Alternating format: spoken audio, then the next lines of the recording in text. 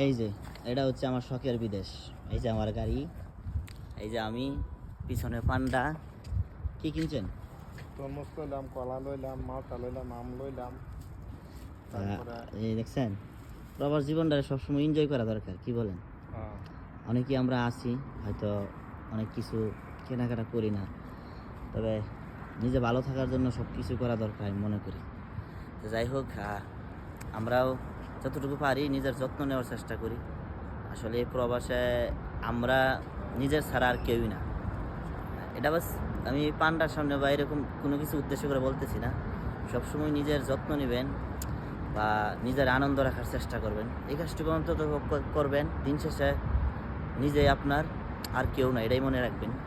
তো যাই হোক, একদিন এই বাইরে নিয়ে, এদন বাইরে নিয়ে আমি একটা ভিডিও করব।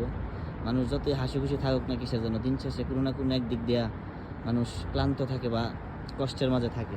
এই বিষয়গুলো শেয়ার করব। সবাই ভালো থাকবেন, সুস্থ থাকবেন। আর আমার, বিশেষ করে আমার জন্য দোয়া করবেন। তো আর এই পান্ডাটা নতুন হয়েছে, সামনে আমার বাসা, আর এই জায়গায় নতুন হয়েছে। এই দোন ভাই আজকে আমার নিয়ে আসছে, খুব ভালো লাগলো। কিছুটা সময় তার সাথে এনজয় করলাম। এরকম হওয়া দরকার। ওকে, সবাই ভালো থাকেন, সুস্থ থাকেন। আল্লাহ হাফিজ।